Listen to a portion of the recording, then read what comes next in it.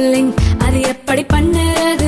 காலையில் எழுந்ததும் எதுவும் சாப்பிடாமல் இதயம் வளர்த்தை வாயில ஊத்தி நல்லா கொப்பளிக்கணும், அப்புறம் அதை துப்பிடணும்.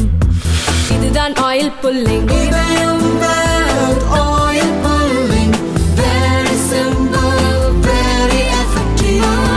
பள்ளிக்கிழமையிலிருந்து கல்லூரி மாணவி வரைக்கும் அன்றாடம் பாலியல் சீண்டல்கள், பாலியல் வன்முறையில பாதிக்கப்படுறது வழக்கமான ஒண்ணாய் போச்சு. இதுக்கு மாநில அரசு எடுக்கக்கூடிய நடவடிக்கைகள் போதுமானதா இருக்கு? நீங்க உங்களுடைய சுத்த கருத்து போதுமானதாக இருக்குன்னு சொன்னா நான் இதையும் மறைக்கிறேன், பொய் சொல்றேன். நான் என்னன்னா, பாலியல் சீண்டல் நான் இதனுடைய வேருக்கு போக விரும்புகிறேன். காரணம் என்ன? ஒழுக்கக்கேடு சமுதாயத்திலே உள்ளே வந்துருக்கு.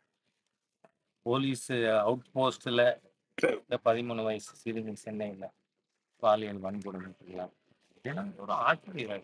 மாதா பிதா குரு தெய்வம்னு சொல்லுவது.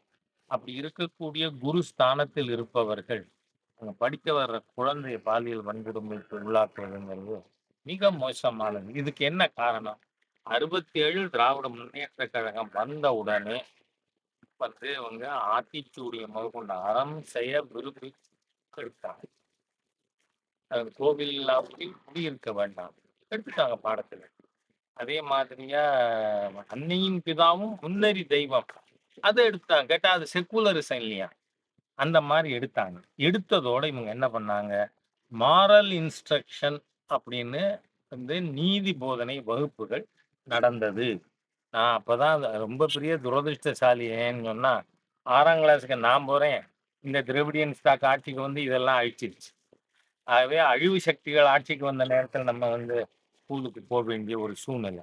அதனால நீதி போதனை தமிழக பாடத்திட்டத்திலிருந்து எடுத்த தீய சக்திகள் ஆட்சியில் இருந்தா இது நடக்குமா நடக்காதா யோசிச்சு பார்க்கணும். அதோட மட்டும் இல்ல, ஈவேரா போன்றவர்கள், கருணாநிதி போன்றவர்கள், அவங்க வாழ்க்கை சரித்திரமே ஒழுக்கக்கேடு. அதுக்கு புஸ்தகம் எனக்கு 1000 சொல்ல முடியும், ஏற்கனவே சொல்லியிருக்கேன். I don't want to repeat. அதனால ஒழுக்கத்தை போதிக்கின்ற ஒரு சூழ்நிலை நாம உடனடியா பள்ளிக்கூடத்துல ஆரம்பிக்கணும். அப்பதான் அட்லீஸ்ட் அடுத்த தலைமுறையாவது ஒழுக்கமானவனா இருப்பான். ஒழுக்க கேடர்கள் திராவிடியன் ஸ்டாக். அதனால நடக்குது. ஆகவே தமிழக அரசாங்கம் இது செய்யலைன்னா தமிழகத்தில் சட்டப்படிக்கான ஆட்சி இல்லை என்கின்ற முடிவுக்கு வர வேண்டியிருக்கு. நேற்று சென்னையில சார் ஹிந்தி எழுத்துக்கள் அழைப்பு நடந்திருக்கு. தபால் நிலையம் இன்னைக்கு அழிக்க போறாங்க. அதான் பொறுக்கித்தனம். ஏன் தெரியுமா? நீங்க அழிக்கணும்னா எங்க போகணும்? வேளச்சேரியில இருக்கிற சன்ஷைன் மாண்டிசோரி ஸ்கூலுக்கு போ. அங்க இதுக்கு முன்னாடி உட்காந்து திமுகல உப்பு போட்டு சோர்த்துங்கிற ஒத்தனாவது இருந்தா நீங்க நான் 48 திராவிட முன்னேற்ற கழகம் முன்னணி தலைவர்கள், TR பாலு குடும்பம், துரைமுருகன் குடும்பம், ஆற்காடு வீராசாமி குடும்பம் எல்லாரும் நடத்துற CBSE ஸ்கூல் லிஸ்ட் கொடுத்துருக்கேன். அங்க ஹிந்தி சொல்லி கொடுக்கலாமா? நீ மத்திய அரசாங்க நிறுவனம், உங்களை பிடிச்சி உள்ள போட ரொம்ப நேரம் ஆகாது. திராவிட முன்னேற்ற கழக காலிகள் இந்த மாதிரியா நடக்க வேண்டாம்னு எச்சரிக்கை விரும்புறேன். It is the premise of central government. நீ யார் நுழைய? எப்படி அழிப்ப நீ? ஆகவே இந்த திமுகல காலித்தனம் அதிகமாயிருக்குன்னா 67 65 திமுகவோட காலித்தனங்களை பார்த்தவன். அதனால சொல்றேன்னா, உங்க காலித்தனத்தை நீங்க இடம் இருக்கு அழிக்கிறதுக்கு. இல்லைன்னா வீட்டில் உட்காந்துன்னே அழிக்கலாம். 500 ரூபா நோட்டில் இருக்கிற ஹிந்தியை அழி பார்ப்பான். மானங்கட்டவங்களா? மானங்கட்டவர்கள்.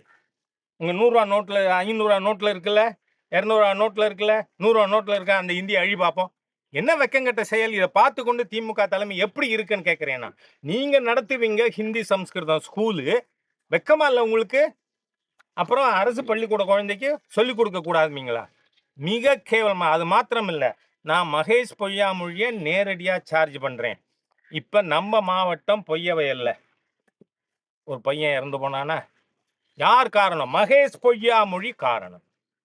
ஏன்னு சொன்னால், எல்லா ஸ்கூல்களுக்கும் 600 கோடிக்கு மேலே ID department computer centre open பண்ணி பாடம் சொல்லி கொடுக்கணும்னு எல்லா மாநிலங்கள்லையும் இதுக்கு கணினிக்கு தனி பாட புஸ்தகம் இருக்குங்க. இங்கே தமிழ்நாட்டில் under this incompetent person Mahesh Poyyamozhi கணினிக்கு அறிவியல் பாடத்துல கடைசி 3 பக்கமா? அப்ப அறிவியல் பாடத்துக்காக புக்கு போடுறதுக்கு சென்டர் கொடுத்த காசை தின்னது யார்?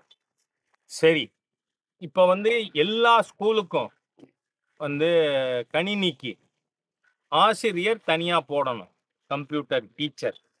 அந்த ட்ரெயின்டு டீச்சருக்கு சென்ட்ரல் கவர்மெண்ட் ஏற்கனவே பணம் கொடுத்துடுச்சு. அதனால தான் நீங்க மாணவர்கள் கொடுக்கிற பணத்தை கொள்ளையடிக்கிறீர்கள் அப்படிங்கிறதுனால பிஎம் ஸ்ரீ இதுக்கு முதல் 2 இன்ஸ்டால்மெண்ட் ரிலீஸ் பண்ணோம், கையேந்தி வாங்கியிருக்கீங்க. ஆனா அதுக்கப்புறம் அதை வந்து பிஎம் ஸ்ரீ நாங்க சேர மாட்டோம்னு சொல்றீங்க.